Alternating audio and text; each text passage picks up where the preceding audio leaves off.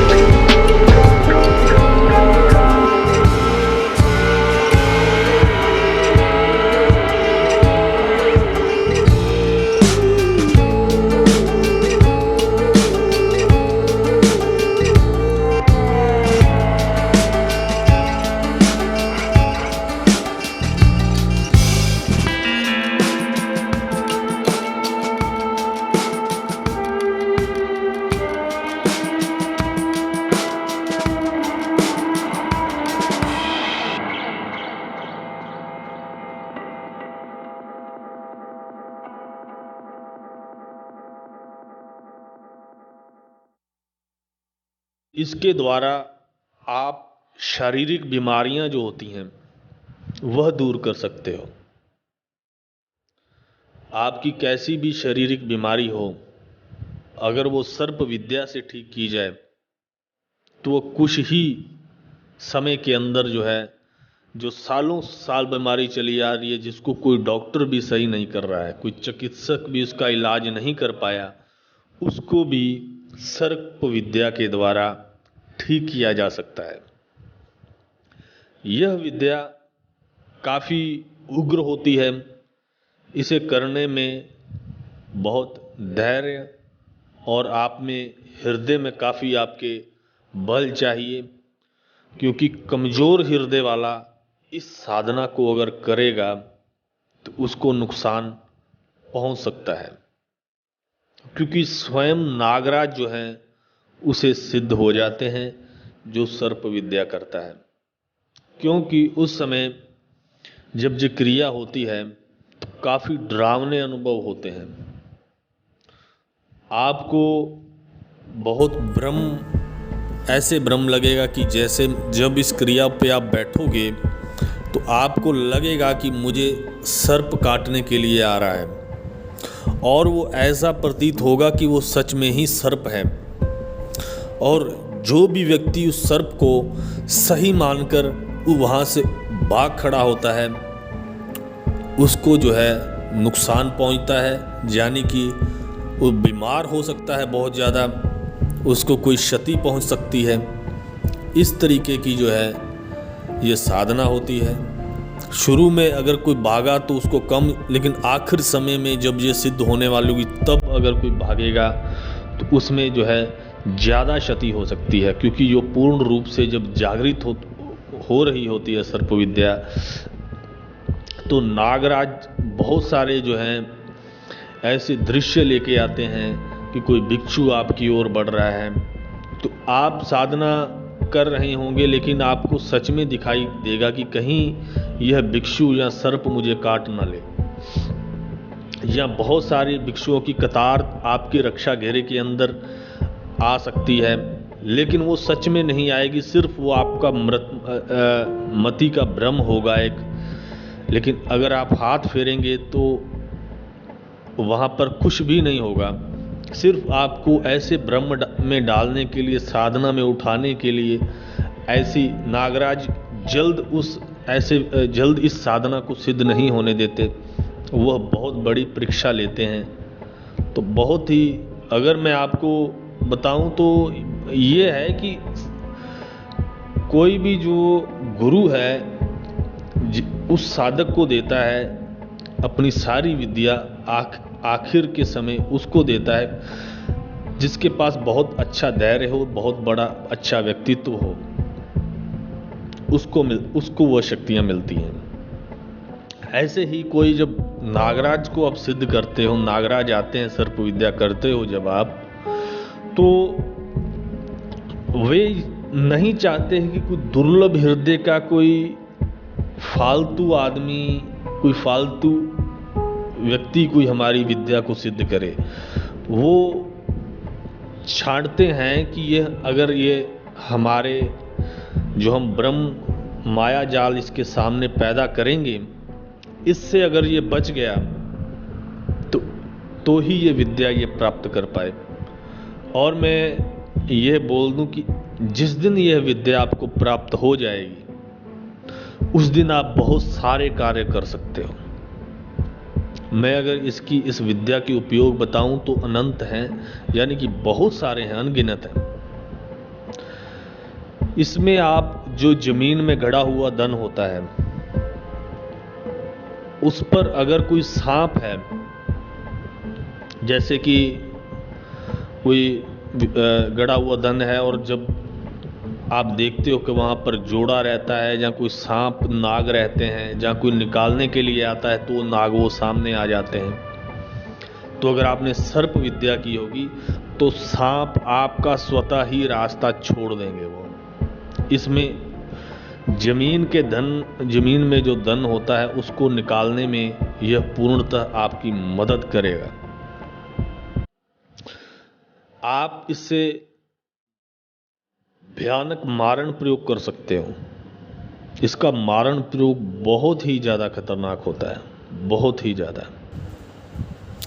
इसमें मारण प्रयोग बहुत प्रकार से इसके द्वारा मारण प्रयोग किया जाता है, कर सकते हैं, किया जाता नहीं, मतलब कि तब करना चाहिए जब आवश्यकता हो, ठीक है। जब भी किया जाता है तो बहुत प्रकार से किया जाता है। जैसे कि इसमें एक ऐसी प्रक्रिया है, अगर वो करके आप इसका मंत्र बांध के इसको अगर चला देते हो, कई बार ऐसा होता है कि ये गुप्त रूप से ही मार देता है सामने वाले को, और कई बार ये सर्प का रूप धार के उसके ऊपर के सर में ये सोते हुए के डंक मारने का ये इतनी पावर रखता है, क्योंकि ये जब आप प्रयोग करते हैं तो वो कहीं भी अंदर कमरा बंद करके क्यों ना शत्रु पड़ा हो, उसी कमरे के अंदर प्रवेश कर जाएंगे, अज्ञात मार्ग से, हवा मार्ग से प्रवेश करके उसके ऊपर घात कर सकते हैं। यानी कि अगर आपने यहाँ से प्रयोग किया, वो सर्प वहाँ पर जाके प्रकट होगा और उस व्यक्ति की जान ले लेगा। ऐसी विद्या है इसमें। तो यह विद्या जो है काफ़ी खतरनाक भी है। तो ये सिद्ध भी वही कर सकता है जिसमें जिगरा होगा, क्योंकि ऐसा नहीं कि आप में से हर कोई इस विद्या को कर लेगा, क्योंकि जब यहाँ पर अनुभव होंगे ना, हो सकता है कि आप डर के मारे आगे इस विद्या को करने की कोशिश ना करें। कुछ लोगों के साथ ये हो सकता है, लेकिन जिनका हृदय मजबूत है वह इस विद्या को अगर प्राप्त कर लें तो वो बहुत कुछ कर सकते हैं। लेकिन ऐसा नहीं कि किसी का गलत मारण प्रयोग करने के लिए या फिर किसी का गलत करने के लिए उपयोग मत करना इसका, नहीं तो बहुत बड़े पाप के भागीदार बनोगे आप, और वह पाप का जो दंड है वह हमेशा मिलता है और आपको मिलेगा भी। इससे आप बहुत सारे और भी कार्य करवा सकते हो। बाकी इससे कोई किसी का गलत करने की ज़रूरत नहीं है। ये ऐसा है कि आपका शत्रु कोई बनने ही नहीं देगी ये विद्या। ये सर्प विद्या होती ही ऐसी है। इसमें बहुत सारे आगे मंत्र हैं, एक मंत्र नहीं है सर्प विद्या का। जब सर्प विद्या को जगाया जाता है तो कुछ उसके मंत्र हैं, ठीक है, वो किए जाते हैं। बाद में सर्प विद्या की एक श्रृंखला है। जब सर्प विद्या सिद्ध हो जाएगी तो आपके पास कुछ मंत्र ऐसे होंगे जिनका प्रयोग करके आप सर्प विद्या को भांति भांति के कार्यों में प्रयोग कर सकते हो। सीधा भी कर सकते हो। कुछ ऐसे प्रयोग हैं जिससे कि आपको हवा में सांप उड़ता हुआ दिखाई दे जाएगा। जब भी आप इसका आवाहन करोगे तो हमेशा आपको हवा में सांप उड़ता हुआ दिखाई देगा और बहुत ही भयंकर तरीके से फुंकारे मारेगा। वो ऐसा नाग होगा वो कि आपने शायद वो ऐसा कोई धरती पे रेंगता हुआ ना देखा होगा। ऐसा नाग उत्पन्न होता है जब इसका मंत्र जो है किया जाता है। तो बहुत ही अद्भुत, क्योंकि कुछ ऐसी तंत्र में कुछ ऐसी रहस्यमयी साधनाएं हैं जिन्हें कि करने का अनुभव ही अलग होता है। यानी कि वो लगता है दूसरी ही दुनिया से कोई शक्ति आकर हमसे बात कर रही है। आप बिल्कुल दूसरी ही दुनिया में पहुंच जाते हो। आपको ये बता दूं कि नागराज जब स्वयं सिद्ध हो जाते हैं इसमें, तो आप बहुत सारे कार्य कर सकते हो। आपके लिए कोई भी कार्य असंभव नहीं रहता है। और जो भी साधक यह विद्या प्राप्त करना चाहते हैं, इसे करना चाहते हैं, वह हमसे संपर्क कर सकते हैं। लेकिन इसके लिए वही साधक बात करें, वही साधक इस साधना को करें जो निडर हैं, साहसी हैं, जो इस साधना में कुछ भी दिखाई देने पर डरेंगे नहीं। वही साधक हमसे जो है संपर्क करें। निडर साधक ही इसे कर सकते हैं। मिलते हैं अन्य वीडियो में। तब तक के लिए नमस्कार। जय मां काली।